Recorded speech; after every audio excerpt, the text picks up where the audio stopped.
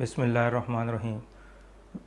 अस्सलाम वालेकुम viewers, welcome to our channel math clinic. आज का जो हमारा टॉपिक है वो क्वाड्रेटिक इक्वेशन के हवाले से एक न्यू कंसेप्ट जो है उसको हम पढ़ने जा रहे हैं। तो इससे पहले हम क्वाड्रेटिक इक्वेशंस, उसके रूट्स की नेचर और फिर डिफरेंट जो है उसके एस्पेक्ट जो है वो हम पढ़ चुके हैं। तो आज का जो हमारा टॉपिक है बहुत ही इंटरेस्टिंग है। तो चलते हैं, स्टार्ट करते हैं कि आज का टॉपिक हमारा क्या है। आज हम साइमल्टेनियस इक्वेशन जो है उसके बारे में पढ़ेंगे। इससे पहले यही टॉपिक आप नाइन्थ क्लास में साइमल्टेनियस लीनियर इक्वेशंस के नाम से जो है वो पढ़ चुके हैं। तो उसको भी मैं डिस्कस करूँगा, आपको रिफ़्रेश करता हूँ उसका नॉलेज भी। तो आज हम साइमल्टेनियस इक्वेशंस के हवाले से जो है वो एक नया टॉपिक स्टार्ट करेंगे। तो देखते हैं कि साइमल्टेनियस इक्वेशन जो है वो क्या होती हैं। A system of equations having a common solution is called a system of simultaneous equation. A system of equation having common solution. अब यहाँ पे ये एक अहम पॉइंट है, is called a system of simultaneous equation. अब system of simultaneous equation से क्या मुराद है कि बेसिकली जब सिस्टम की हम बात करते हैं तो उसमें एक से ज़्यादा जो है मोर देन वन इक्वेशन जो है इन्वॉल्व होती हैं। तो फिर ऐसी जो सिस्टम है, ऐसा जो ग्रुपिंग है, उसको हम सिस्टम ऑफ साइमल्टेनियस इक्वेशन का नाम देंगे, यानी जिसमें मोर देन वन इक्वेशन जो है वो इन्वॉल्व हो। तो एक इक्वेशन है तो वो जस्ट एक इक्वेशन कहलाएगी। अगर एक से ज़्यादा इक्वेशन जो है तो उनको कंबाइन हम उसका जो है वो ले रहे हों तो उसको हम सिस्टम का नाम देते हैं। तो सिस्टम मीन्स कि ऐसी इक्वेशन का सेट जिसमें एक से ज़्यादा जो है वो इक्वेशन जो है मौजूद हों तो उसको हम सिस्टम का नाम दे सकते हैं। अब साइमल्टेनियस इक्वेशन से क्या मुराद है? साइमल्टेनियस इक्वेशन वो होती है जिसका जो सलूशन है हैविंग ए कॉमन सलूशन, जिसका सलूशन जो है वो कॉमन हो, यानी जो उसमें एक्चुअली जो इक्वेशन होती है उसमें सलूशन से मुराद ये होती है कि जो उसमें वेरिएबल यूज़ हुआ है उसकी वैल्यू जो है वो उसका सलूशन सेट कहलाती है।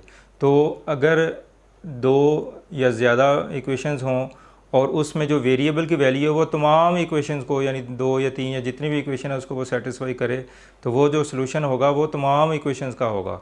तो इट मीन्स कि उस वक्त हम उसको साइमल्टेनियस इक्वेशन का नाम देंगे। अब साइमल्टेनियस का जो मतलब लफ्ज़ी मतलब वो क्या है? एट द सेम टाइम, यानी साइमल्टेनियस इक्वेशन का क्या मतलब होगा? At the same time,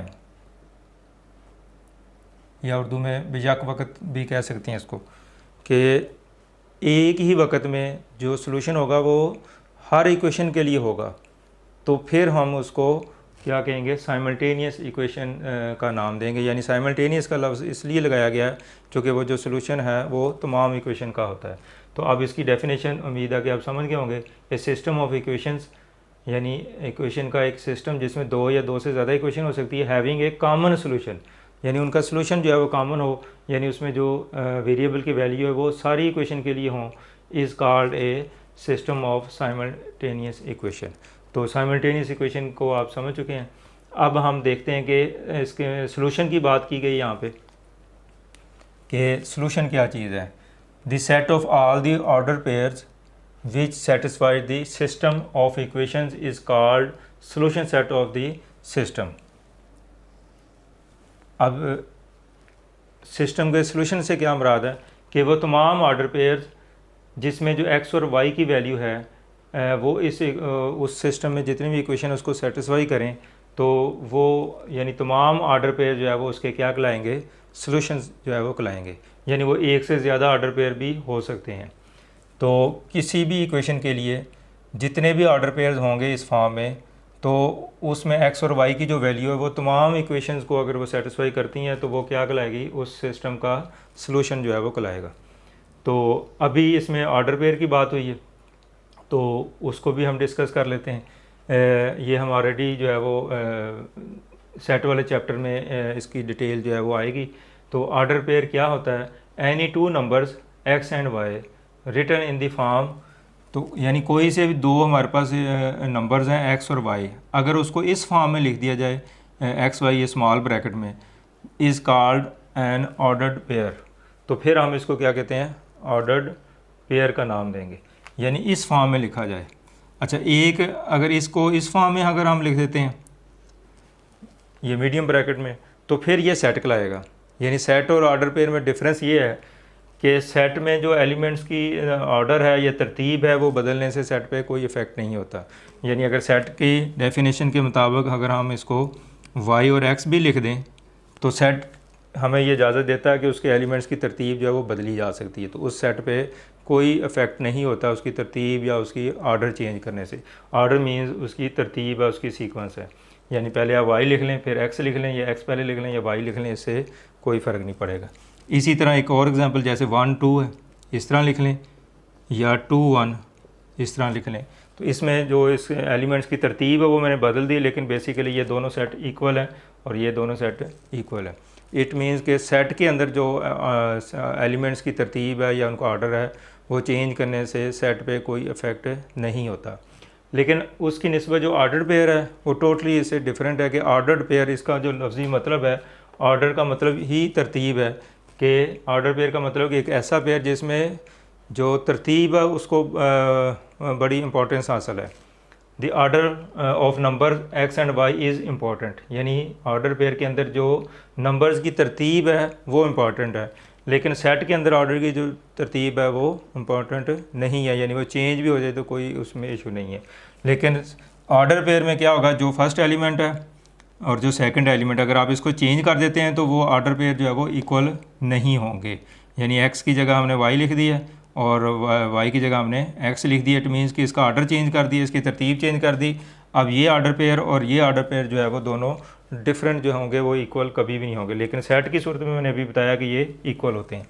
for example 3 2, और अगर हम 3 2 3 लिख दें इसको, अब हमने फर्स्ट एलिमेंट चेंज कर दिया, सेकंड एलिमेंट चेंज कर दिया आपस में, इसको इधर लिख दिया, इसको इधर लिख दिया, तो इट मीन्स कि ये इक्वल नहीं है। अब ये इक्वल नहीं होंगे, यानी ऑर्डर पेयर जो है वो इक्वल नहीं होंगे। तो एक्चुअली सेट और ऑर्डर पेयर में डिफरेंस ही यही है कि ऑर्डर पेयर में हम जो एलिमेंट्स की तरतीब है वो चेंज नहीं कर सकते, लेकिन सेट में ये तरतीब जो है वो चेंज की जा सकती है।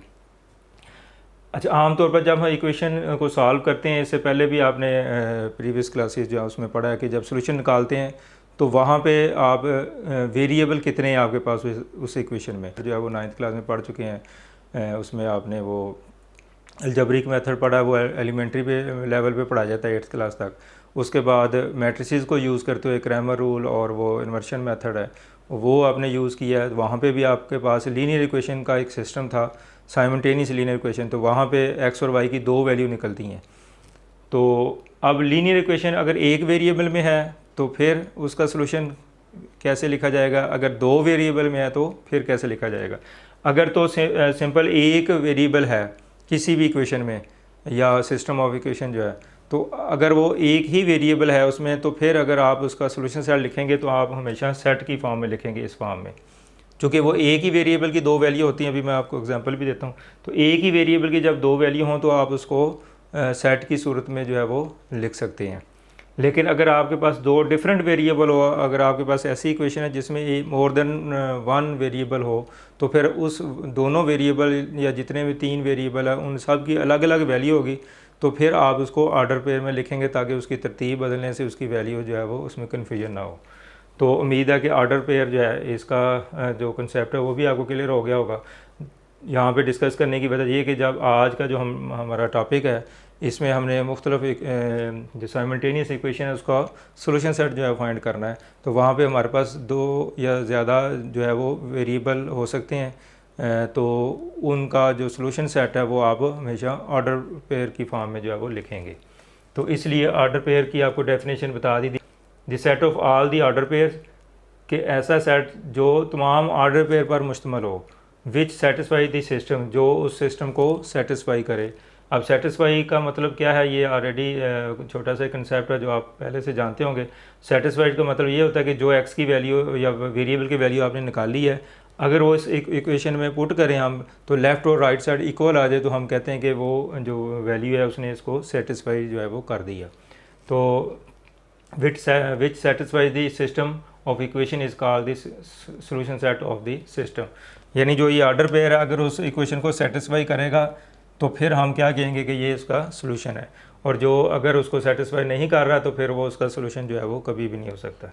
तो ये आज का जो हमारा टॉपिक था, इसमें आपको साइमल्टेनियस इक्वेशन उसको मैंने एक्सप्लेन कर दिया, और उसके बाद सोल्यूशन ऑफ द इक्वेशन जो है सिस्टम जो है उसको हमने डिस्कस कर लिया। फिर इसी के रेलिवेंट ऑर्डर पेयर जो है उसका जिक्र आया, उसको मैंने डिटेल से बता दिया।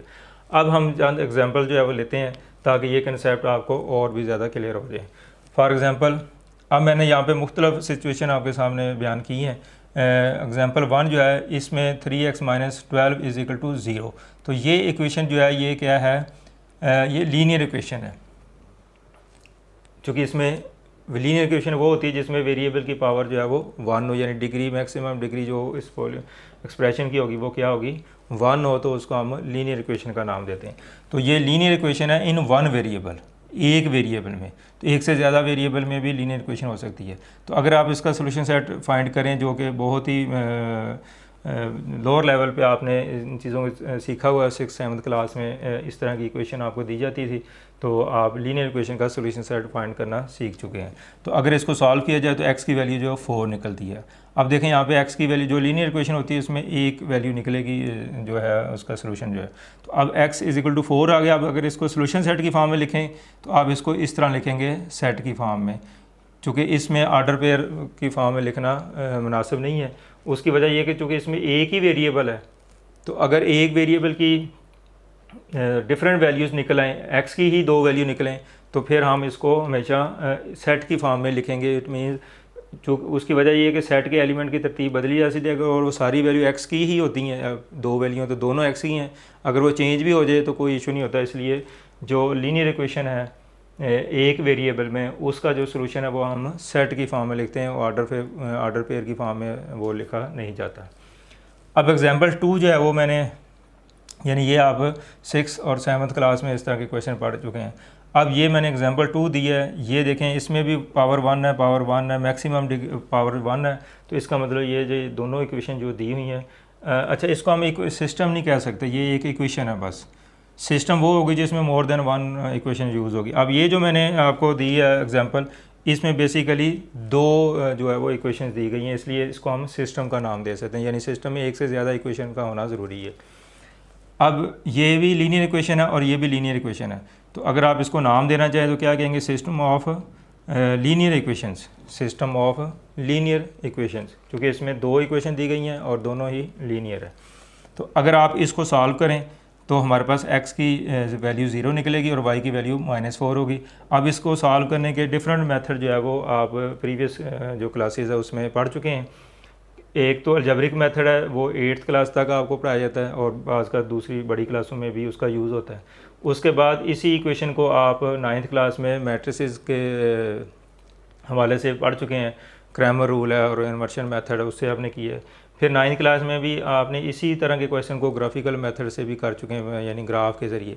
तो इसका मतलब ये कि उस किसी भी सिस्टम को सॉल्व करने के डिफरेंट मेथड जो है वो हो सकते हैं। तो आप सिस्टम ऑफ लीनियर इक्वेशन को कम से कम 4 मेथड से इससे पहले जो है वो पढ़ चुके हैं, यानी छोटी क्लासेस में और 9th क्लास में। तो अगर आप इसकी डिटेल जानना चाहते हैं तो मेरी 9th क्लास की जो कुछ लेक्चर्स हैं तो वहाँ पे इन सब की डिटेल जो है वो दी हुई है कि आप इसको किस तरह सॉल्व कर सकते हैं। अच्छा, अब इसमें x और y की वैल्यू निकल आई। अब इसका सलूशन कैसे लिखना है हमने, 0 - 4। अब मैंने इसको ऑर्डर पेयर की फॉर्म में लिखा है। अब ऑर्डर पेयर जो है, अब सलूशन में आपने पढ़ा था ना कि एक ऐसा सेट यानी जो ऑर्डर पेयर पर मुश्तमिल हो। तो अब ये एक सेट है और इसमें जो एलिमेंट्स है वो ऑर्डर पेयर की फॉर्म में। अब ऑर्डर पेयर यहाँ पे लिखना क्यों ज़रूरी है वो अभी मैं आपको पहले डिस्कस कर चुका हूँ। अब थोड़ा सा स्पेसिफिक हो गया, इसको देख लेते हैं कि x की वैल्यू 0 और y की वैल्यू -4 है। अब ये जो वैल्यू है ये आपस में इंटरचेंज नहीं हो सकती, जो x की वैल्यू x की है, जो y की है वो y की है। तो पहली वैल्यू जो है वो x, यानी किसी भी ऑर्डर पेयर में जो फर्स्ट वैल्यू होती है वो x और दूसरी जो है वो y की होगी। तो अब इसमें x की वैल्यू 0 वो लिख दी मैंने, y की वैल्यू -4 लिख दी।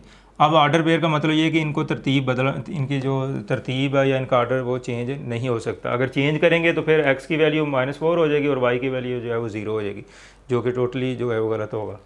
इट मीन्स के अब ऑर्डर पेयर में लिखने का मकसद और सिर्फ यही है कि जो एक्स और वाई की वैल्यू स्पेसिफिक है वो उसी तरह स्पेसिफिक रहे, वो आपस में इंटरचेंज ना हो जाए। चूँकि सेट की अगर फॉर्म में अगर आप इसको इस तरह लिख देते हैं तो फिर तो ये जस्ट सेट की फॉर्म में आ गया, और सेट की जो डेफिनेशन है कि उसमें एलिमेंट्स की तरतीब बदलने से कोई फ़र्क नहीं पड़ता, तो सेट की तरतीब चूँकि बदली जा सकती है, तो जब इसकी तरतीब बदलेंगे फिर एक्स और वाई की वैल्यू चेंज हो जाएगी, तो फिर वो गलत होगा।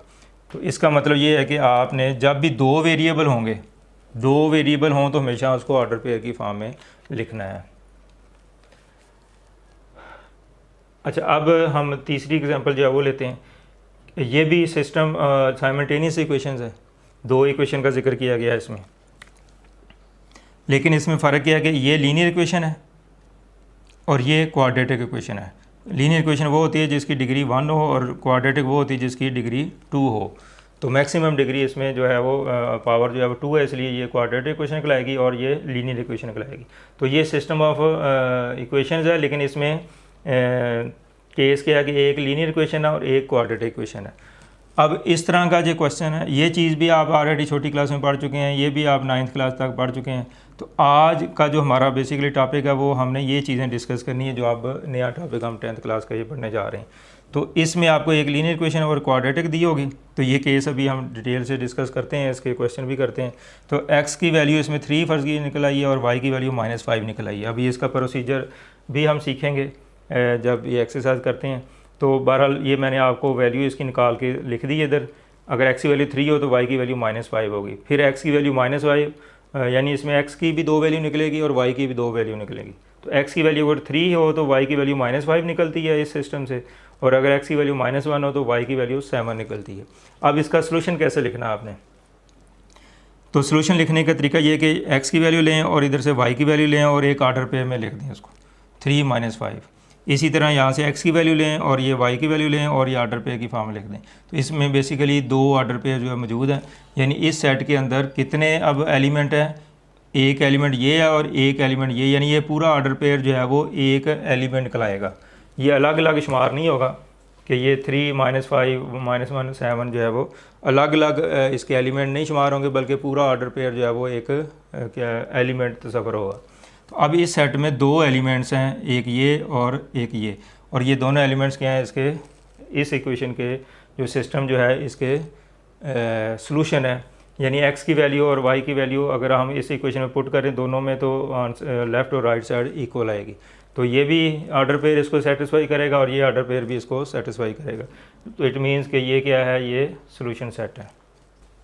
तो सॉल्यूशन सेट की जो डेफिनेशन आपको बताई है, तो उसके मुताबिक सॉल्यूशन सेट क्या है कि ऑर्डर पेयर की फॉर्म में होगा, यानी जो भी किसी सिस्टम का जो सॉल्यूशन है वो हमेशा क्या होता है, ऑर्डर पेयर की फॉर्म में लिखेंगे अगर वो एक से ज़्यादा वेरिएबल है। अब एक और केस हम डिस्कस कर लेते हैं। ये हमारे पास एक इक्वेशन है, ये हमारे पास एक इक्वेशन है। तो बेसिकली ये 2 इक्वेशन है, तो इट मीन्स इसको हम क्या कह सकते हैं, सिस्टम का नाम दे सकते हैं। और जो इसमें x और y की वैल्यू होगी वो इस इक्वेशन को भी सेटिस्फाई करेगी और इसको भी सेटिस्फाई करेंगी। तो इसका मतलब जो इसका सलूशन है वो दोनों के लिए होगा बेशक वक्त, इसलिए हम इस सिस्टम को साइमल्टेनियस इक्वेशन का नाम देंगे, साइमल्टेनियस इक्वेशंस। अब इसमें x और y की वैल्यू निकाली जाए, ये दोनों क्वाड्रेटिक है, ये भी क्वाड्रेटिक है और ये भी, अगर इसको आप इसका स्केयर वगैरह ओपन करें तो ये इक्वेशन जो बनेगी ये क्वाड्रेटिक बनती है। अब दोनों जो है वो, ये केस कौन सा है कि दोनों क्वाड्रेटिक इक्वेशंस हों, और ये कौन से, एक लीनियर एक क्वाड्रेटिक। तो अब हमारी जो नेक्स्ट एक्सरसाइज है इसमें हमने 2 केस ही डिस्कस करने हैं कि दोनों लीनियर हो, एक लीनियर एक क्वाड्रेटिक हो और दोनों क्वाड्रेटिक हो, तो उसका क्या प्रोसीजर है, तो इसकी डिटेल हम एक्सरसाइज में पढ़ेंगे। तो यहाँ पे x और y की वैल्यू मैंने लिख दी है निकाल के। तो x की वैल्यू -1 हो तो इसकी y की -3 निकलती है, अगर ये x की वैल्यू ये निकले तो y की ये निकलती है। अब इसका सलूशन सेट कैसे लिखेंगे कि इनको ऑर्डर पेयर की फॉर्म में लिख दें, x की वैल्यू फिर y की वैल्यू, फिर इसी तरह ये x की वैल्यू y की वैल्यू ये ऑर्डर पेयर की फॉर्म में लिख दें। तो ये जो है हमने इसका सलूशन अगर निकालेंगे तो इस मेथड, अब मैं यहाँ पे आपको प्रोसीजर नहीं बता रहा, इसकी डिटेल हम जो है वो डिस्कस करेंगे एक्सरसाइज में। अभी जस्ट आपको मैं एक ओवरव्यू दे रहा हूँ कि साइमल्टेनियस लीनियर इक्वेशन क्या होती है, सॉल्यूशन सेट क्या होता है, और डिफरेंट जो केसेस हैं कि सिस्टम के लिहाज से कि लीनियर और क्वाड्रेटिक और दोनों क्वाड्रेटिक हो तो फिर किस तरह सॉल्व करते हैं, इसकी डिटेल हम बाद में पढ़ेंगे। तो ये सॉल्यूशन सेट लिखने का तरीका आपको मैंने बता दिया। अब ये सारी चीज़ें आप अच्छी तरह इसको अंडरस्टैंड कर लें, तो जब हम इनके बारे में जो एक्सरसाइज पढ़ेंगे तो फिर हमें सॉल्यूशन सेट लिखने में आसानी होगी। जी स्टूडेंट, अभी हमने देखा कि साइमल्टेनियस इक्वेशंस क्या होती हैं, उसके बाद सॉल्यूशन सेट कैसे फाइंड करते हैं, या मतलब सॉल्यूशन सेट क्या होता है, इसको हमने डिस्कस किया है। मुख्तलिफ़ केसेस आपको बताए हैं कि जो साइमल्टेनियस इक्वेशन के लिहाज से लीनियर इक्वेशन का सिस्टम भी हो सकता है, लीनियर और क्वाड्रेटिक का सिस्टम भी हो सकता है, और बहुत जो है वो क्वाड्रेटिक इक्वेशन उसका भी सिस्टम हो सकता है। तो आइए हम चलते हैं अब इसको कुछ क्वेश्चन की तरफ। तो एक्सरसाइज का क्वेश्चन नंबर 1 है। इसमें केस 1 जो है पहले हम डिस्कस करेंगे साइमल्टेनियस इक्वेशंस के हवाले से। When one equation is linear and the other is quadratic, कि अगर एक इक्वेशन लीनियर हो और एक क्वाड्रेटिक हो तो किस तरीके से हम उसका सॉल्यूशन सेट जो है वो फाइंड कर सकते हैं। इसको केस 1 का हम नाम दे लेते हैं। तो चलते हैं क्वेश्चन नंबर 1 एक्सरसाइज 2.7, इसका फर्स्ट पार्ट। अब ये हमारे पास दो इक्वेशंस दी गई हैं, x plus y is equal to 5 और x square minus 2y minus 14 is equal to 0। तो अगर आप देखें तो इसमें जो फर्स्ट इक्वेशन है ये लीनियर इक्वेशन है, चूँकि इसमें जो डिग्री है वो 1 है, पावर इसकी मैक्सिमम जो है वो 1 है, तो ये लीनियर इक्वेशन है। और ये हमारे पास क्वाड्रेटिक इक्वेशन है, चूँकि क्वाड्रेटिक इक्वेशन में जो मैक्सिमम पावर होती है वो 2 होती है। तो एक लीनियर और एक क्वाड्रेटिक। अब किस तरीके से इसको सिंप्लीफाई करना बड़ा ईजी है, तो चलें इसको स्टार्ट करते हैं हम। इसके लिए आप इस इक्वेशन की नंबरिंग कर लें, इसको इक्वेशन 1 कर लें और इसको इक्वेशन नंबर 2 कर लें। तो ये स्टार्ट में आपने सारे ही क्वेश्चन में जो भी इस तरह के क्वेश्चन होंगे सब इसी तरीके से करेंगे। तो अब इसका प्रोसीजर ये है कि आपको बेसिक थीम मैं आपको बता देता हूँ इसे ऐसी इक्वेशन को सॉल्व करने के लिहाज से। तो इसमें ये होता है कि जो आपको लीनियर इक्वेशन दी गई है उसमें से आपने किसी एक वेरिएबल की वैल्यू निकाल लेनी है in terms of second variable. यानी अगर x की वैल्यू निकालनी है तो वो y की फॉर्म में आ जाएगी, और अगर y की वैल्यू निकालनी है तो x की फॉर्म में वो आ जाएगी। यानी ये आपकी मर्ज़ी है कि आप किसी भी एक वेरिएबल की वैल्यू निकाल लें। तो ज़्यादा बेहतर ये होता है कि आप दूसरी इक्वेशन को देखते हुए जो ज़्यादा सूटेबल हो वो थोड़ी सी उसमें आप थोड़ा सोच लें अगर, तो आपके पास ज़्यादा बेहतर ऑप्शन आ सकता है कि इसकी वैल्यू निकालने से मैं ज़्यादा इजीली क्वेश्चन जो है वो कर पाऊँगा।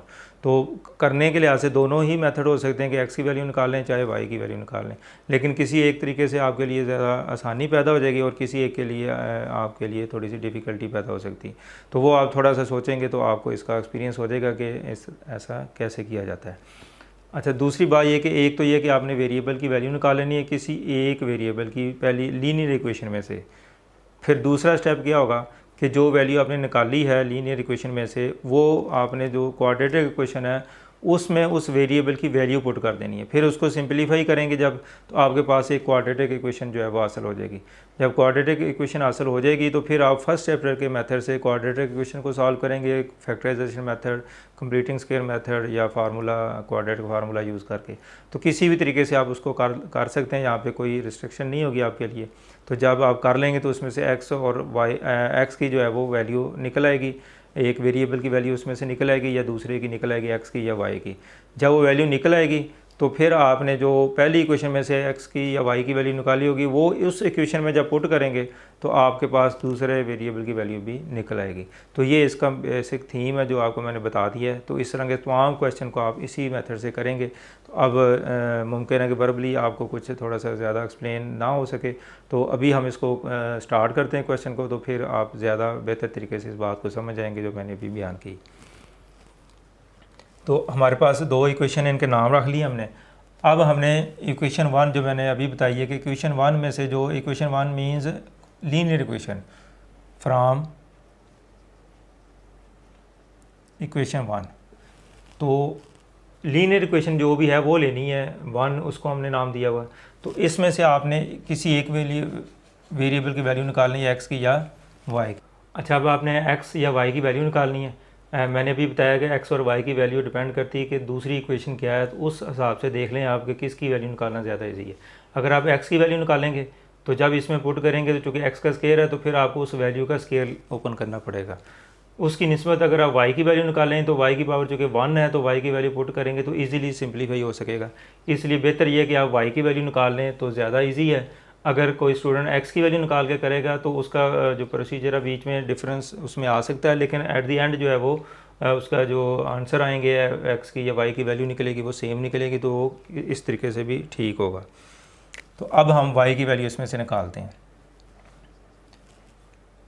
ये x इधर इसको हम लोग दूसरी तरफ शिफ्ट करना है तो ये माइनस एक्स हो जाएगा, इधर प्लस एक्स है तो दूसरी तरफ जाएगा तो ये उलट उसका साइन हो जाएगा माइनस एक्स आ जाएगा। तो ये हमारे पास एक नई इक्वेशन बन गई, इसको इक्वेशन नंबर 3 कर लें। अभी मैंने आपको बयान किया था कि आपने लीनियर इक्वेशन में से किसी एक वेरिएबल की वैल्यू निकालनी है और फिर उसको इक्वेशन का नाम दे लेना है। तो ये हमने y की वैल्यू निकाल ली, अगर आप x की निकालना चाहें तो वो भी कर सकते हैं आप। अब आपने ये वैल्यू किस में पुट करनी है, इक्वेशन 2 में पुट करनी है। पुट, ये हमारा पहला स्टेप होगा। दूसरा स्टेप क्या होगा कि जो वेरिएबल की वैल्यू निकाल ली है वो आपने दूसरी इक्वेशन में पुट करनी है। पहली में पुट करोगे तो वही चीज़ वापस आ जाएगी आपकी। तो दूसरी इक्वेशन जो क्वाड्रेटिक होती है उसमें पुट करना होता है इसको। Put y is equal to 5 minus x, 5 minus x in equation 2, ये आपका स्टेप 2 हो जाएगा। और ये स्टेप 1, ये सिर्फ आपको समझाने की खातिर लिख रहा हूँ, आप ज़रूरी नहीं कि एग्जामिनेशन में इस तरह करें आप। तो अब y की वैल्यू आपने किस में पुट करनी है, इक्वेशन 2 में पुट कर देनी है। तो एक्स स्क्वायर माइनस 2, y की जगह क्या आएगा 5 minus x minus 14 is equal to 0। जहाँ पे y है उसकी जगह मैंने वैल्यू पुट कर दी है। अब इसको सिंप्लीफाई कर लें, एक्स स्क्वायर माइनस 2 को 5 से मल्टीप्लाई किया 10 और फिर माइनस 2 को माइनस एक्स से मल्टीप्लाई करेंगे तो प्लस आ जाएगा। दोनों साइन सेम हो तो मल्टीप्लिकेशन में आंसर जो है वो पॉजिटिव होता है। तो 2x minus 14 is equal to 0। अब x square plus 2x minus 10 और माइनस 14 साइन सेम है तो ये प्लस होंगे और कॉमन साइन इनका यही आएगा दोनों के साथ, तो ये माइनस 24 इज इक्वल टू 0। अब देखें कि हमने एक वेरिएबल की वैल्यू निकाली है और दूसरी इक्वेशन में पुट कर दी है, तो अब हमारे पास क्वाड्रेटिक इक्वेशन जो है वो हासिल हो चुकी है। अब इसमें से आपने x की वैल्यू निकालनी है। तो क्वाड्रेटिक इक्वेशन को सॉल्व करने का मेथड आपने फर्स्ट चैप्टर में पढ़ चुके हैं, 3 मेथड पढ़े थे, फैक्टराइजेशन, कंप्लीटिंग स्क्वायर मेथड और क्वाड्रेटिक फार्मूला, जैसे कि मैंने अभी जिक्र किया था। तो अब आप क्या करेंगे, इस इक्वेशन को किसी भी मेथड से आप सॉल्व कर सकते हैं। अब देखें इस क्वेश्चन में बहुत ज़्यादा वैरायटी है, हर स्टूडेंट अपनी मर्ज़ी से इस क्वेश्चन को कर सकता है। मैंने y की वैल्यू निकाली है, कोई स्टूडेंट अगर x की वैल्यू निकालें तो उस तरीके से फिर आपके पास जो इक्वेशन आ जाएगी वो y की फॉर्म में आ जाएगी। तो फिर जो भी इक्वेशन बनेगी फिर वो क्वाड्रेटिक मेथड से उसको हल कर लें तो आपके पास वेरिएबल की वैल्यू निकल आएगी। तो अब क्वाड्रेटिक से इसको सॉल्व करने के भी आगे 3 मेथड हैं कि इसको फैक्टराइजेशन से अगर कोई करना चाहे तो कर ले, इसको कंप्लीटिंग स्क्वायर से अगर कोई स्टूडेंट करना चाहे तो वो भी किया जा सकता है, और अगर फार्मूला यूज़ करें तो वो भी। यहाँ पे भी वैरायटी है कि आप 3 तरह से इस क्वेश्चन को, 2 मेथड स्टार्ट में हैं और 3 मेथड यहाँ पे आपके पास। तो बहरहाल इस तरह के क्वेश्चन जो है वो फैक्टराइजेशन से इजीली हो जाते हैं, तो इसलिए मैं इसको फैक्टराइजेशन ही मैं रिकमेंड करूँगा कि आप इस तरीके से कर लें। तो अब इसके फैक्टर बनाने हैं और फैक्टर बनाने का जो प्रोसीजर है ये काफ़ी डिटेल से मैं आपको बता चुका हूँ। तो 10th क्लास की कुछ वीडियोज़ है पहले चैप्टर की, उसमें भी इसकी डिटेल बताई हुई है। और उसके बाद जो 9th क्लास की 5.2 एक्सरसाइज है तो वहाँ पे भी मैंने ये मिडल टर्म ब्रेक वाली जो कैटेगरी है, जो टाइप है, इस तरह की फैक्टराइजेशन डिटेल से बताई हुई है। अगर आपको कन्फ्यूजन हो तो वो 9th क्लास की वीडियो जो है वो भी मेरी देख सकते हैं, तो आपकी ये कन्फ्यूजन जो है वो दूर हो। तो अब इसके जो हमने फैक्टर बनाने हैं तो इसको इससे मल्टीप्लाई करें तो ये 24 माइनस 24 के जो फैक्टर बनेंगे, अब मैं यहाँ पे डिटेल में तो नहीं जा रहा, तो 6 और 4 को अगर आप चेक कर लें तो मुमकिन है कि ये जो है वो, अगर आपको बात की समझ आ चुकी है तो फिर ये फैक्टर बनाने की जो डिटेल मैंने अपनी प्रीवियस लेक्चर में बताई हुई है तो वो ज़रूरी नहीं कि वो आप उसको अपने क्वेश्चन का हिस्सा बनाएं, वर्बली भी आप ये जो है वो कर सकते हैं। तो 6 और 4 जो है इससे हमें क्या चाहिए, 2 चाहिए। तो 6 और 4 अगर माइनस हो जाए तो 2 आ सकता है। इट मीन्स कि ये फैक्टर जो है वो बनता नज़र आ रहा है मुझे।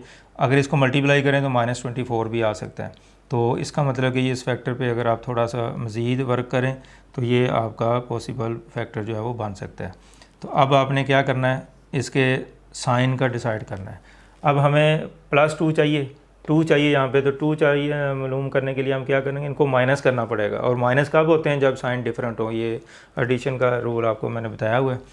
तो अब इनको माइनस करेंगे तो 2 आएगा। अब माइनस होने के लिए इनके साइन जो है वो डिफरेंट होने चाहिए। अब जो साइन इधर है वो बड़े नंबर के साथ लगाते हैं और दूसरे के साथ उलट कर देंगे, तो ये 2x प्लस आ जाएगा और यही चीज़ हमें चाहिए।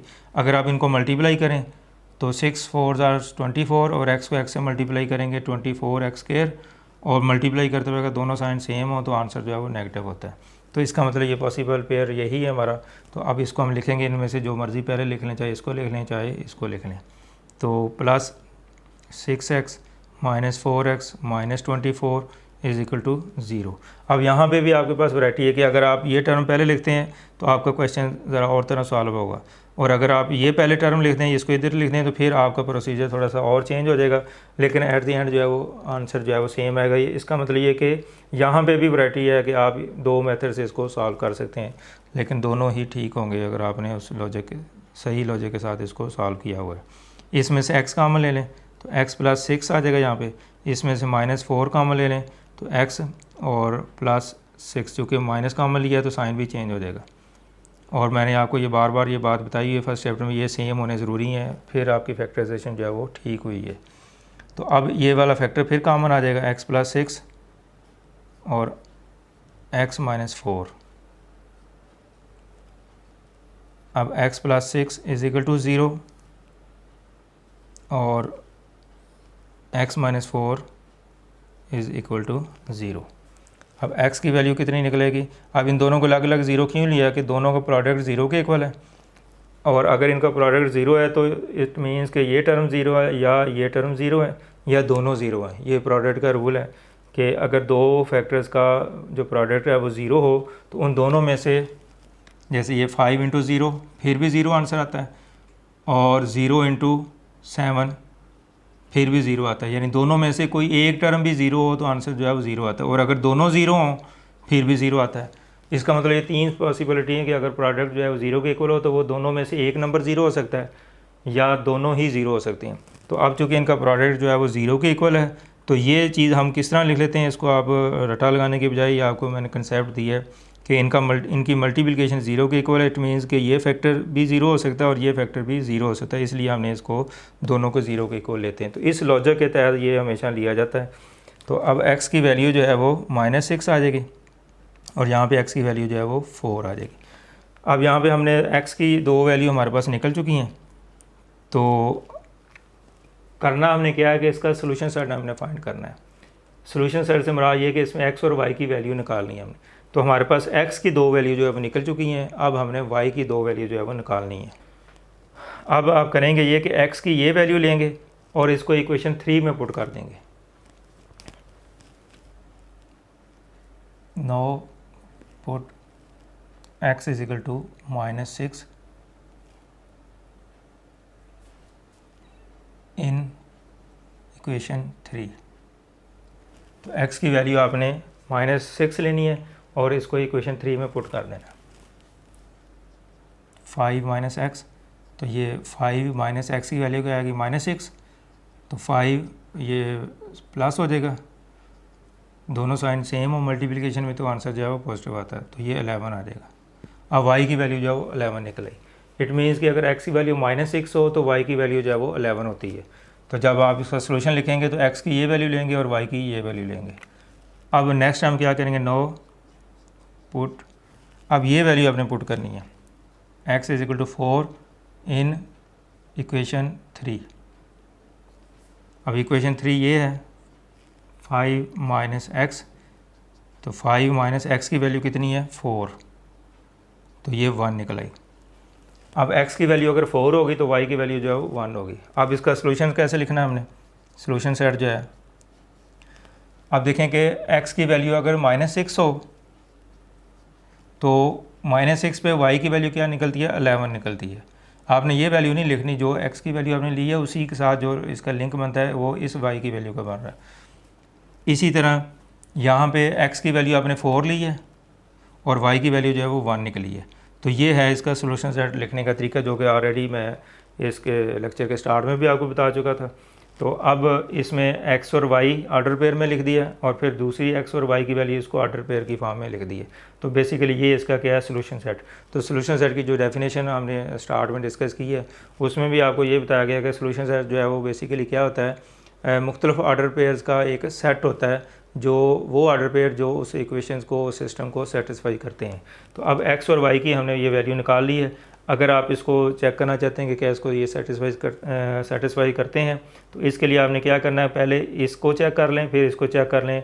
क्वेश्चन की रिक्वायरमेंट नहीं है, आप अपनी तसल्ली के लिए कर सकते हैं कि x की वैल्यू -6 और y की वैल्यू 11 वो किसी एक इक्वेशन में पुट कर दें। इसमें इक्वेशन में पुट कर दें तो चेक करें दोनों साइडें इक्वल आती हैं। अगर दोनों साइड्स इक्वल आ गई, इट मीन्स कि इस सोल्यूशन ने उसको सेटिस्फाई कर दिया। और इसी सोल्यूशन को आप इस इक्वेशन के अगर लिहाज से चेक किया जाए तो फिर भी दोनों साइडें जो है वो इक्वल आएंगी। तो इससे भी ये कंफर्म हो जाएगा कि ये इसका सोल्यूशन सेट है। तो किसी एक इक्वेशन में कर लेने से भी काफ़ी आपकी तसल्ली हो जाएगी, मज़ीद ज़रूरत नहीं है उसको। पर अगर आप करना चाहें तो ये जो सोल्यूशन सेट है वो इस इक्वेशन को भी सेटिस्फाई करता है और इसको भी सेटिस्फाई करता है, ठीक है। इसी तरह ये जो सोल्यूशन निकला है हमारा, ये इस इक्वेशन को भी सेटिस्फाई करेगा और इस इक्वेशन को भी सेटिस्फाई करेगा। तो इट मीन्स कि अगर ये करता है, यकीनी करेगा, ये चूँकि रूट्स हैं इसका सोल्यूशन है, तो ये यकीनी तौर पर इसको सेटिस्फाई करेगा। तो इस तरीके से आप इसकी कन्फर्मेशन भी कर सकते हैं। तो बहरहाल एग्ज़ामिनेशन के लिहाज से तो इसकी ज़रूरत नहीं है, अपनी तसल्ली के लिए आप करना चाहें तो कर सकते हैं। तो सोल्यूशन से मुराद ही यही होता है कि वो वैल्यूज़ जो उस इक्वेशन को सेटिस्फाई करती हैं वही सोल्यूशन सेट में लिखी जाती हैं हमेशा। तो ये इसका सोल्यूशन सेट है।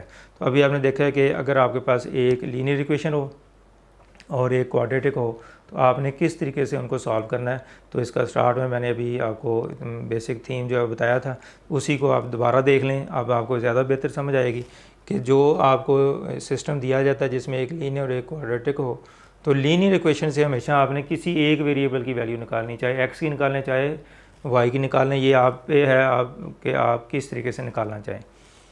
उसके बाद जब y की वैल्यू निकल आएगी उसको इक्वेशन का नाम दें, इक्वेशन 3, और फिर ये जो वैल्यू आपने निकाली होगी वो आपने दूसरी जो क्वाड्रेटिक इक्वेशन में उसमें पुट कर देनी है। तो अगर आप y की वैल्यू पुट करेंगे तो क्वाड्रेटिक इक्वेशन x में आ जाएगी, और अगर आप x की वैल्यू निकाली होगी तो क्वाड्रेटिक इक्वेशन जो है वो y की फॉर्म में आ जाएगी। तो फिर जब उसको सॉल्व करेंगे तो अगर आप x की फॉर्म में हैं तो x की वैल्यू पहले निकल आएगी और y की वैल्यू इस तरीके से फाइंड कर लेंगे। और अगर आपने इसको y के फॉर्म में कन्वर्ट कर लिया हुआ है तो फिर y की वैल्यू पहले निकलेगी, और x की वैल्यू फाइंड करने के लिए प्रोसीजर वही है कि आप इक्वेशन 3 में ये वैल्यू पुट करेंगे तो फिर x की निकल आएगी। तो यानी ये इस क्वेश्चन में बहुत ज़्यादा मतलब आपके पास चॉइसेस हैं कि आप किस तरीके से इक्वेशन को जो है सॉल्व करते हैं। यहाँ पे दो ऑप्शन है कि पहले x की वैल्यू निकालें या y की निकालें। फिर यहाँ पे आपके पास ऑप्शन है कि ये जो इक्वेशन बनेगी, ये लीनियर इक्वेशन क्वाड्रेटिक इक्वेशन बनेगी आगे, फिर इसके 3 मेथड हैं, फैक्टराइजेशन से, कंप्लीटिंग स्क्वायर से और क्वाड्रेटिक फार्मूले से। तो किसी भी तरीके से आप कर सकते हैं। इसका मतलब ये है कि बहुत ज़्यादा इसमें वेज हैं, तो आपको जो ईजी लगे आप इसको अडॉप्ट कर सकते हैं। अब हम क्वेश्चन नंबर 4 जो है इसको देखते हैं। इसमें भी अगर आप गौर करें तो चेक करें केस यही है, one equation is linear and the other is quadratic. तो फर्स्ट इक्वेशन जो है वो लीनियर इक्वेशन है, इसमें x की पावर जो है वो 1 है। तो ऐसी इक्वेशन जिसमें x की पावर या y की पावर जो वेरिएबल की मैक्सिमम पावर हो 1 हो उसको लीनियर इक्वेशन कहते हैं। अब ये जो इक्वेशन है इसमें बज़ाहिर तो आपको जो वैल्यूज़ नज़र आ रही हैं x और y जो है, a भी इसमें जो है वो कांस्टेंट है, तो x और y की जो वैल्यू वो 1 है। तो फ़िलहाल तो आपको महसूस हो रहा है कि ये भी एक लीनियर इक्वेशन है, लेकिन ये लीनियर इक्वेशन नहीं है।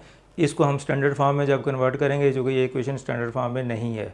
तो फर्स्ट चैप्टर में हमने क्वाड्रेटिक इक्वेशन को स्टैंडर्ड फॉर्म में लिखने का जो मेथड पढ़ा था, सबसे पहला लेक्चर था हमारा फर्स्ट एक्सरसाइज का। तो सब उस तरीके से आप इसको कन्वर्ट करेंगे क्वाड्रेटिक इक्वेशन में। तो जब ये कन्वर्ट हो जाएगी तो ये क्वाड्रेटिक इक्वेशन है और ये लीनियर है, तो फिर ये इसी केस में जो है वो शामिल होगी। तो अभी आप इसको इक्वेशन को नंबरिंग देने के बजाय इसको आप इक्वेशन 1 कर लें, इसको 2 भी क्या किया जा सकता है। तो हम इस इक्वेशन से एक और इक्वेशन हासिल कर लेते हैं, फिर हम उसको इक्वेशन 2 कर लेंगे। तो या अगर आप इसको 2 करेंगे तो फिर चूँकि ये इक्वेशन बाद में तो आपकी ज़रूरत नहीं रहेगी, जो इससे नई इक्वेशन बनेगी हमने यूज़ उसको करना है, तो फिर उसको इक्वेशन नंबर 3 का नाम देके उसको भी यूज़ किया जा सकता है। तो या सिंपली आप अभी इसको मज़ीद सॉल्व कर लें, जब ये क्वाड्रेटिक इक्वेशन स्टैंडर्ड फॉर्म में आ जाएगी तो फिर हम इसका नाम जो है वो रख लेंगे। तो अब इसके लिए आपने क्या करना है, जब भी फ्रैक्शन में आ जाए टर्म्स, तो आपको ये बताया हुआ है कि आपने और प्लस माइनस बीच में आता हो तो हमेशा उसका एलसीएम लिया जाता है। तो x और y का एलसीएम लिया जाए तो xy आ जाएगा। तो आपने क्या करना है, पूरी इक्वेशन को xy से मल्टीप्लाई कर देना है, multiply by xy on both sides. अब इसको भी आपने xy से मल्टीप्लाई कर लें, माइनस, और इसको भी एक्स वाई से मल्टीप्लाई कर दें और इसको भी एक्स वाई से मल्टीप्लाई कर दें, यानी हर टर्म को एक्स वाई से मल्टीप्लाई कर दिया। इधर भी डॉट लगाना है, डॉट लगा लें, क्रॉस लगाना है, क्रॉस लगा लें, इसमें कोई इशू नहीं है। तो एक्स वाई और एक्स वाई तीनों से मैंने मल्टीप्लाई कर दिया। अब जो कैंसिल होते हैं उसको कर दें, एक्स एक्स से कैंसिल हो जाएगा, तो ए को वाई से मल्टीप्लाई किया, ए वाई आ जाएगा, माइनस ये वाई वाई से कैंसिल हो जाएगा, माइनस बी एक्स आ जाएगा, और 2xy।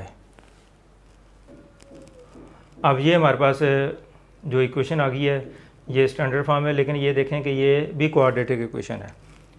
वो किस तरीके से, बाज़ार तो आपको पावर इसमें 1 1 नज़र आ रही है, तो इसमें y की पावर 1 है, y और x इसमें वेरिएबल है, a और b जो है वो कांस्टेंट है, तो y की पावर 1, x की पावर 1।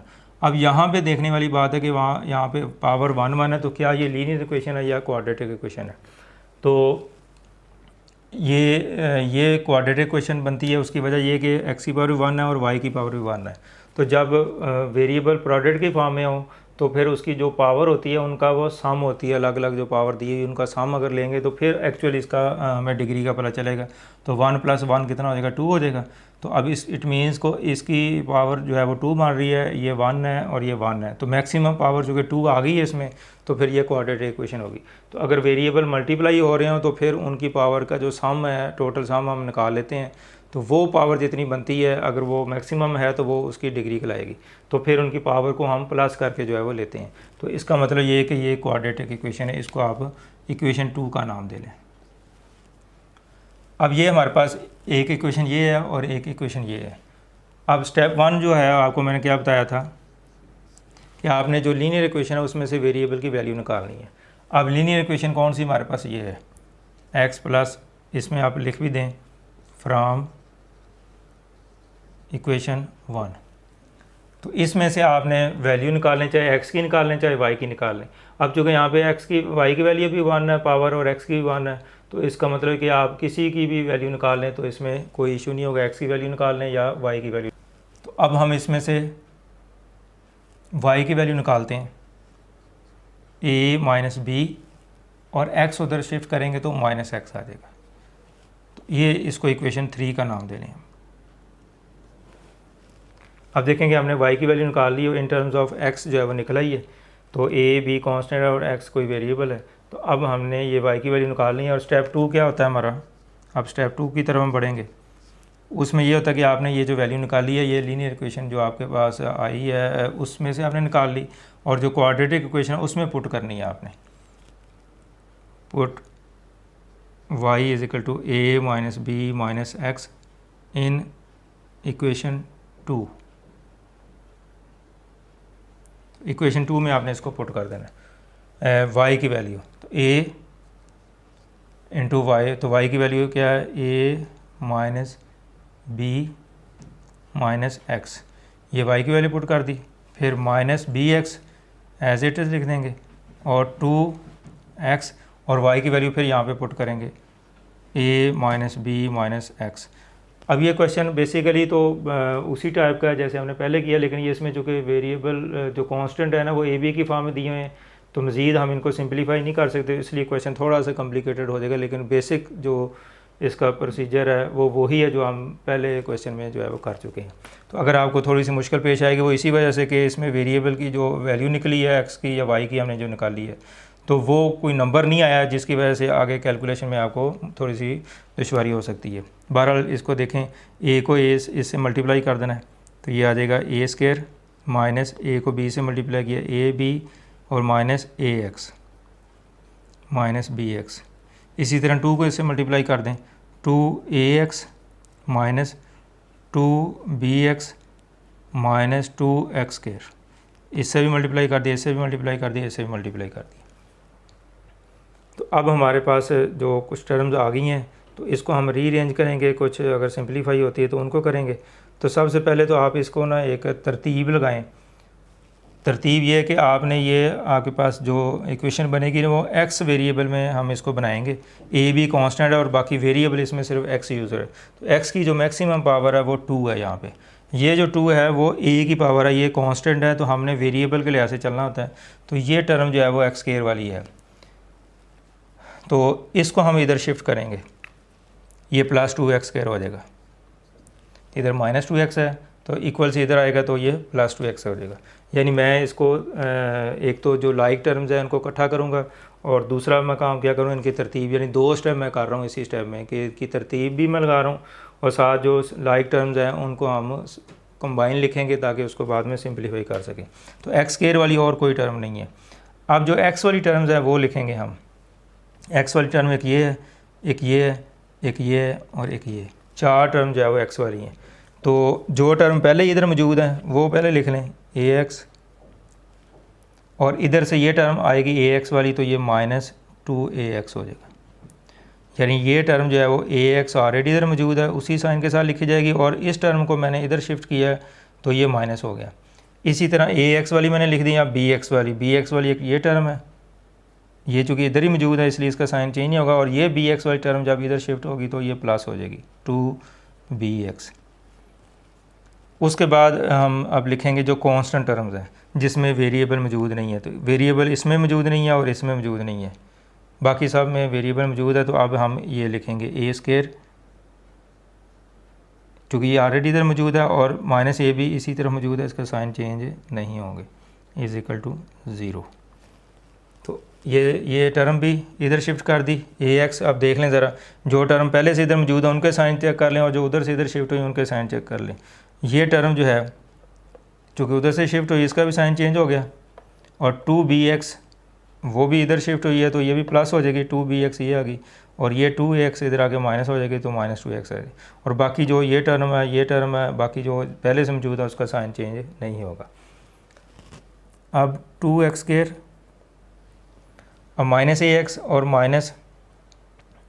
-2ax, अब इसको सिंप्लीफाई करेंगे चूँकि लाइक टर्म्स हैं तो दोनों साइन सेम है, माइनस है, तो जब साइन सेम हो तो एडिशन में क्या है, इसको हम ऐड करते हैं और साइन जो है वो यही यूज़ किया जाएगा, कॉमन साइन जो है। तो -ax और -2x ये आ जाएगा -3ax। इसी तरह -bx और +2bx, इनके भी साइन सेम है तो बड़े नंबर में से छोटा माइनस कर देंगे, 2 में से 1 माइनस करेंगे तो 1, तो +bx आ जाएगा। ये साइन जो है वो बड़ी टर्म का आएगा, bx ये वाली टर्म बड़ी है इसलिए प्लस आ जाएगा। उसके बाद ये टर्म जो है a² -ab = 0। अब मज़ीद इसको थोड़ा सा एक स्टेप और हम करते हैं। तो ये 2x², इसमें से अगर आप x जो है वो कॉमन ले लें तो यहाँ पे 3a बचेगा, -x कॉमन लिया है तो साइन भी चेंज हो जाएगा, ये माइनस है तो प्लस हो जाएगा और इसमें से x कॉमन लेंगे तो ये -b आ जाएगा। चूँकि माइनस कॉमन लिया है तो ये साइन जो है वो चेंज हो जाएगा। अच्छा, जो कॉमन लिया जाता है वो आमतौर पर स्टार्ट में लिखते हैं, लेकिन यहाँ पे चूँकि ये कांस्टेंट टर्म है और ये वेरिएबल है तो बेहतर ये कि आप इसको x को बाद में लिख लें, फर्स्ट पहले लिख लें तो फिर भी अर्ज को नहीं, लेकिन हम इसको चूँकि स्टैंडर्ड फॉर्म में बनाना चाहते हैं तो इस तरीके से हम इसको ऐसे ही लिख देंगे। अब ये हमारे पास एक इक्वेशन बन गई है जो वैल्यू पुट करने से निकलती है। तो पिछले क्वेश्चन मैंने आपको बताया था कि स्टेप 2 जब आप करते हैं उसमें वैल्यू पुट करते हैं तो आपके पास क्वाड्रेटिक इक्वेशन हासिल होती है। तो स्टेप 2 की जो एंडिंग है वो क्या होती है, हमेशा क्वाड्रेटिक इक्वेशन आपके पास बनेगी।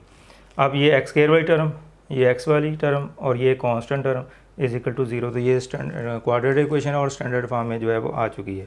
अब आप इसको फैक्टराइजेशन मेथड से तो ये क्वेश्चन नहीं होगा चूँकि ये इसके पास इनमें हमारे पास जो a b है अननोन है तो इसमें कोई फैक्टराइजेशन जो है वो नहीं हो सकती।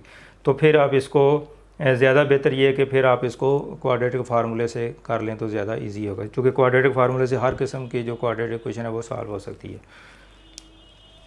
अब इसमें a की वैल्यू कितनी है, 2, x² का जो कोफिशिएंट है वो 2 है। अच्छा, x² का जो कोफिशिएंट है वो 2 है और x का कोफिशिएंट जो है वो -3a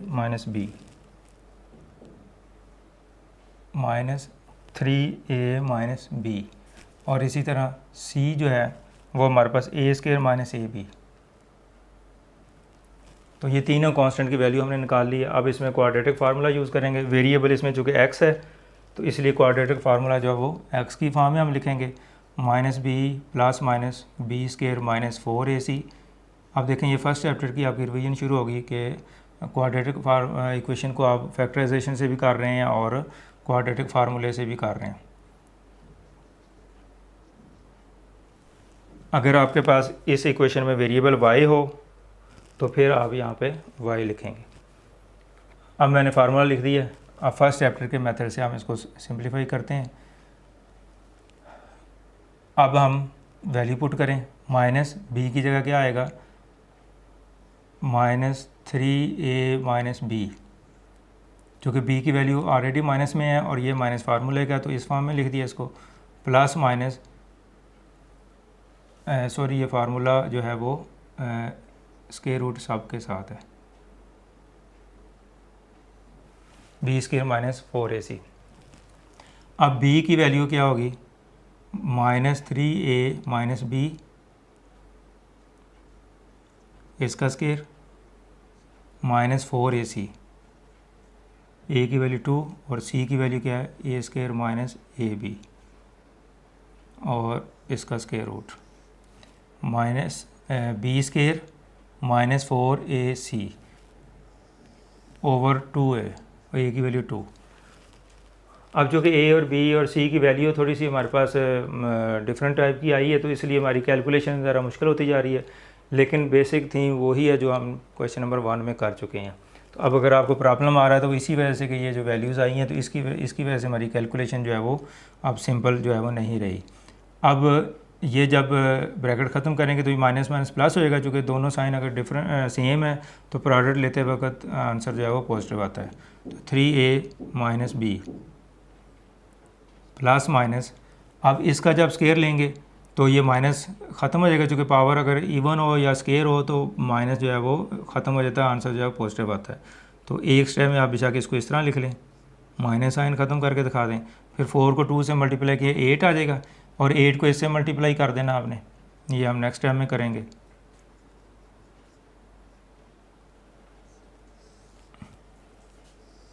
ओवर 4 आ जाएगा ये। अब 3a - b, अब इसका स्क्वायर ओपन करेंगे, ये इसके साथ कैंसिल नहीं हो सकता, चूँकि ये प्रोडक्ट की फॉर्म में हो तो फिर हम स्क्वायर रूट अलग अलग करके कैंसिल कर सकते हैं, और अगर प्लस या माइनस की फॉर्म में हो तो फिर तो टोटली ये काम हो ही नहीं सकता कि आप स्क्वायर रूट अलग नहीं कर सकते और ना ही ये कैंसिल हो सकता है। तो प्लस माइनस इसका स्क्वायर ओपन करेंगे तो आपके पास ये फार्मूला जो आपने पहले से पढ़ चुके हैं, a² + b² + 2ab, ये फार्मूला हम इस पर अप्लाई करेंगे। और इसी तरह अगर इधर माइनस आ जाए तो फिर इधर भी माइनस आ जाएगा। तो अब यहाँ पे चूँकि माइनस है तो ये फार्मूला यूज़ करेंगे हम। तो इसमें आएगा ये a का स्क्वायर 9a² + b² - 2ab। अब इसको आप अलग ही करके लिख लें इसमें, ताकि आपका स्टेप जो है वो ज़्यादा लॉन्ग ना हो जाए। तो 3a और b, तो इसको मल्टीप्लाई करेंगे 6ab आ जाएगा ये। तो अब इसको 2ab वाला फैक्टर कितना आ जाएगा, 6ab, यानी a² + b² - 2ab। तो 2ab वाला फैक्टर मैंने सिंप्लीफाई करके यहाँ पे लिख दिया है। अब 8 को भी अंदर मल्टीप्लाई करें, -8a² और ये माइनस माइनस प्लस हो जाएगा, तो 8ab ओवर 4 आ चुका है हमारा। अब 3a - b प्लस माइनस, अब 9a² और -8a², इनको अगर सिंप्लीफाई करेंगे तो दोनों साइन डिफरेंट है, तो बड़े में से छोटा नंबर माइनस करके साइन बड़े वाले लगाएगा, तो ये a² आ जाएगा। उसके बाद प्लस b², क्योंकि इस जैसी और टर्म कोई नहीं है, और ab और प्लस ab ये टर्म एक जैसी हैं, तो ये +8 और -6 ये +2 आ जाएगा, 2ab ओवर 4। अब नेक्स्ट जो है वो 3a - b प्लस माइनस, अब देखें कि कैलकुलेशन तो काफ़ी डिफ़िकल्ट थी, लेकिन अब हमारे पास आगे कुछ आसानी पैदा हो रही है। अब हम इसको लिख सकते हैं a + b का स्क्वायर, a + b का स्क्वायर। अगर इधर प्लस है तो इधर भी प्लस आ जाएगा, तो ये चीज़ अगर हो तो हम इसको इस तरह लिख सकते हैं। तो ये देखें यही फार्मूला बन रहा है, तो हम इसको स्क्वायर की फॉर्म में लिख देंगे। अब ये स्क्वायर और ये स्क्वायर रूट कैंसिल हो जाएगा, तो 3a - b plus minus a + b over 4। तो ये हमारे पास x की वैल्यू जो है वो निकल चुकी है। अब हम क्या करेंगे, इसकी दो पॉसिबिलिटीज़ हमारे पास बन रही है, एक प्लस साइन के साथ, एक नेगेटिव साइन के साथ। तो अब हम x की जो वैल्यू है वो इस फॉर्म से जो है वो निकालेंगे।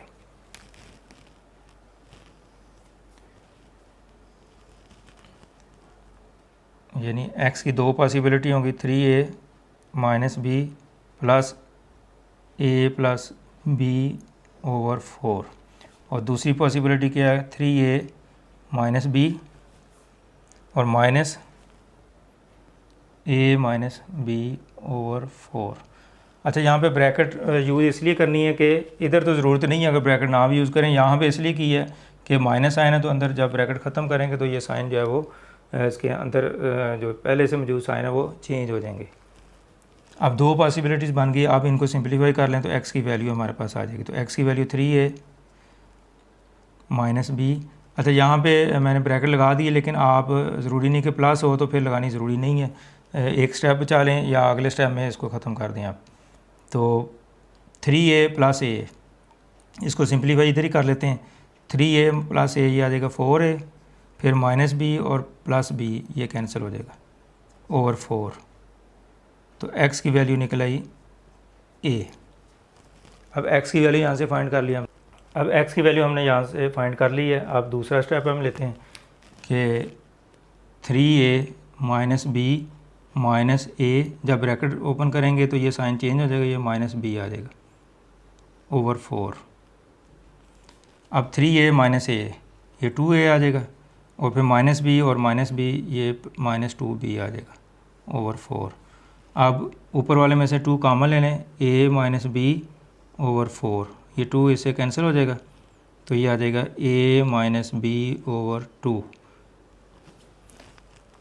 अब देखें स्टूडेंट, हमने x की वैल्यू जो है वो निकाल ली, दो वैल्यू हमारे पास निकले, एक इधर से और एक इधर से। तो अब थोड़ा सा जो कि ये काफ़ी लेंथी काम हो गया है, तो मुमकिन है कि आप असल ट्रैक से हट गए हों कि हम कर क्या रहे हैं।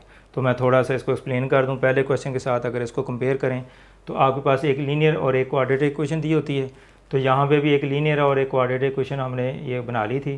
तो अब पहला स्टेप क्या होता है कि आपने लीनियर इक्वेशन में से किसी एक वेरिएबल की वैल्यू निकालनी होती है, और दूसरे स्टेप में क्या करना होता है, वो जो वैल्यू निकाली है वो आपने क्वाड्रेटिक इक्वेशन में पुट करनी होती है। तो पुट करने के बाद आपके पास हमेशा एक क्वाड्रेटिक इक्वेशन हासिल होगी, और फिर उस क्वाड्रेटिक इक्वेशन को आप चैप्टर फर्स्ट के तरीके से कंप्लीटिंग स्क्वायर फैक्टराइजेशन या क्वाड्रेटिक फार्मूला यूज़ करते हुए आप उसको सॉल्व करते हैं। तो इसमें भी हमने यही किया है, चूँकि वैल्यूज़ हमारे पास नंबर्स नहीं आए, ए बी की फॉर्म में है, तो इसलिए हमारी कैलकुलेशन ज़रा जो है वो लेंथी भी हो गई और थोड़ी सी डिफ़िकल्ट भी हुई है। तो अब x की वैल्यू हमने निकाली है, तो ये एक निकल आई है और एक वैल्यू ये निकल आई है। ये स्टेप 2 की एंडिंग है, यानी स्टेप 2 में असल में क्या होता है, जो आपके पास क्वाड्रेटिक इक्वेशन हासिल होती है उससे आपने वेरिएबल की वैल्यू निकालनी होती है। ये हर क्वेश्चन में आप इसी तरीके से करेंगे, यानी क्वेश्चन नंबर किसी भी क्वेश्चन में जो स्टेप 2 है उसका एंड कहाँ पे होगा, क्वाड्रेटिक इक्वेशन को सॉल्व करते हुए जो वेरिएबल की वैल्यू निकलेगी वो उसका स्टेप 2 का एंड होगा। अब स्टेप 3 में आप क्या करते हैं, उसमें हमने ये करना होता है कि जो x की वैल्यू या y की वैल्यू जिसकी भी निकाल ली है आपने, तो x की वैल्यू जो कि आपने निकाली है, तो अब ये वैल्यू आप किस में पुट करेंगे, ये जो इक्वेशन 3 आती है आपके पास, जो लीनियर इक्वेशन से हासिल की होती है आपने, इसमें पुट करते हैं हम। तो ये हमारा स्टेप 3 होगा। तो चलें इसको करते हैं। अब स्टेप 3 हमारा, अब स्टेप 3 जो है इसको हम स्टार्ट करने जा रहे हैं। तो इसमें अब क्या करेंगे, put x is equal to a in equation, ये जो आपके पास वेरिएबल वाली निकाली, जो लीनियर इक्वेशन से निकाली हुई है आपने, इक्वेशन 3, ये आपने हमेशा ही हर क्वेश्चन में ऐसे ही करना। जो वेरिएबल की वैल्यू निकलेगी उसको आपने, जो इक्वेशन 3 आपकी बनी होती है, जो आपने लीनियर इक्वेशन से हासिल की होती है, उसमें पुट करेंगे। x की वैल्यू एक दफ़ा ये पुट करेंगे और एक दफ़ा वो पुट करेंगे। अब x की वैल्यू a जो है ये वाली मैं ले रहा हूँ और इक्वेशन 3 में पुट कर रहा हूँ। तो y is equal to a की जगह क्या पुट करेंगे, अब सॉरी x की जगह क्या पुट करेंगे, a माइनस बी, x की जगह जो है वो a पुट करेंगे माइनस a। तो a से कैंसिल हो जाएगा, प्लस है ये माइनस है, तो y की वैल्यू जो है वो माइनस बी निकल आई।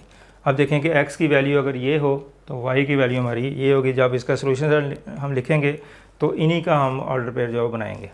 अब इसकी दूसरी जो कंडीशन है वो क्या है, put x is equal to a minus b over 2 in equation 3। अब यही प्रोसीजर आपने इस वैल्यू के लिए रिपीट करना कि x की ये जो वैल्यू है वो आप इक्वेशन 3 में पुट करेंगे जो लीनियर इक्वेशन से हासिल हुई है। तो y is equal to a minus b minus x की वैल्यू क्या होगी a माइनस बी ओवर 2। तो अब इसको थोड़ा सा सिंप्लीफाई हम करते हैं। इसका फ्रैक्शन में है तो इसका एलसीएम लेना पड़ेगा। तो तमाम टर्म्स को आप 2 से मल्टीप्लाई कर दें, मल्टीप्लाई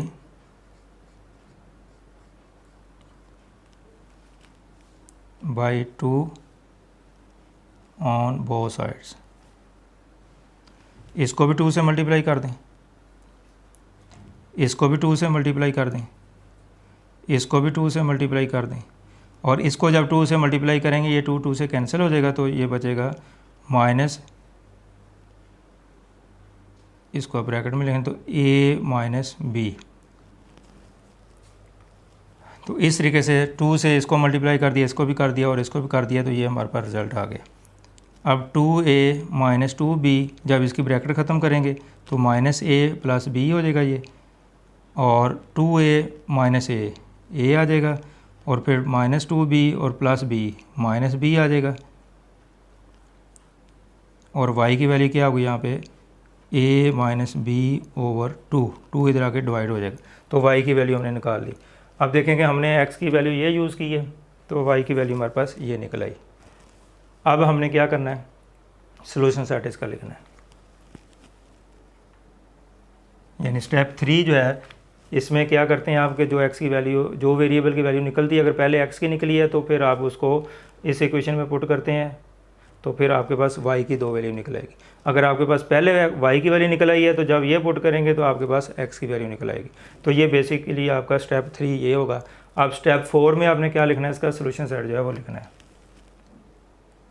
तो x की वैल्यू जो है वो a थी, यहाँ से देख लें x की वैल्यू आपने a निकाली है और y की वैल्यू माइनस b निकली है, तो a माइनस b। उसके बाद फिर x की वैल्यू ये है a माइनस बी ओवर 2, और फिर y की वैल्यू क्या निकली है a minus b over 2, a minus b over 2, यानी a की वैल्यू अगर a हो तो y की वैल्यू ये निकलती है, अगर a की वैल्यू ये होगी तो y की वैल्यू ये होगी। तो x की ये वैल्यू और y की वैल्यू सेम निकली है, कोई ज़रूरी नहीं कि सेम निकले, डिफरेंट भी हो सकती है। तो ये 2 ऑर्डर पेयर बन गए, एक ऑर्डर पेयर ये हो गया और एक ऑर्डर पेयर ये हो गया हमारे पास। तो ये दोनों ही इसका सोल्यूशन है, और ये वैल्यू अगर उसमें एक्चुअल इक्वेशन में पुट की जाए तो हम इसको चेक कर सकते हैं कि ये वैल्यूज़ जो है उसको सेटिस्फाई करती हैं। तो x की वैल्यू पहले लिखनी है, y की वैल्यू बाद में लिखनी है, x की वैल्यू पहले लिखनी है और y की वैल्यू बाद में लिखनी है, और इसको मजमूई तौर पर आपने क्या करना, ऑर्डर पेयर की फॉर्म में लिखना है। तो अब हमने इसका सोल्यूशन सेट जो है फाइंड कर लिया, तो ये क्वेश्चन हमारा कंप्लीट हो गया। अब जो आज का हमारा जो टॉपिक था वो ये था कि जो साइमल्टेनियस इक्वेशंस होती हैं उसको हम किस तरह सॉल्व कर सकते हैं। तो उसके डिफरेंट केसेस हैं, अगर दोनों लीनियर हो तो वो ऑलरेडी हम 9th क्लास में या छोटी क्लासेस में पढ़ चुके हैं, वो आज का हमारा टॉपिक नहीं था। और अगर एक लीनियर और एक क्वाड्रेटिक हो तो फिर उसको कैसे सॉल्व करना है, ये केस 1 था। तो वो आपको मैंने इसके 2 क्वेश्चन जो है करवा दिए हैं। तो उम्मीद है कि आप इस मेथड को समझ चुके होंगे कि अगर एक लीनियर हो और एक क्वाड्रेटिक हो तो क्या किया जाता है। तो इसी पैटर्न पे अगर आप बाकी क्वेश्चन जितने भी और इस टाइप के हों वो भी आसानी से कर सकते हैं। तो अब एक्सरसाइज 2.7 इसके जो फर्स्ट 4 क्वेश्चन है वो इसी टाइप के, यानी जो केस 1 है कि 1 equation is linear and the other is quadratic. तो ये 4 क्वेश्चन आपको एक्सरसाइज में दिए हुए हैं। तो इनमें से मैंने फ़र्स्ट वाला और लास्ट वाला आपको कर दिया है। तो बाकी जो फर्स्ट वाला क्वेश्चन है सेकंड वाला उसके बिल्कुल उसी फॉर्मेट पे है। इसी तरह क्वेश्चन नंबर 3 और 4 जो है वो इक्वल है, एक जैसे हैं। अगर जैसे मैंने क्वेश्चन नंबर 4 करवाया आपको, इसी तरह क्वेश्चन नंबर 3 कर लें। तो उम्मीद है कि आप इसको समझ चुके होंगे। तो इसको भी प्रैक्टिस करें बार बार इन क्वेश्चन की, और फिर इसी बेस पे जो क्वेश्चन आपके ज़ुम्मे लगा रहा हूँ तो उसको भी करने की कोशिश करें। तो उम्मीद है कि आज का लेक्चर आपको अच्छा लगा होगा, और अगर आपको इसकी समझ आई है तो इसको लाइक भी कर दें और मज़ीद इसको शेयर भी कर दें। अगर कोई प्रॉब्लम है तो वो भी आप कमेंट्स में जो है वो पूछ सकते हैं। तो अब इजाज़त चाहूँगा। अल्लाह हाफ़िज़।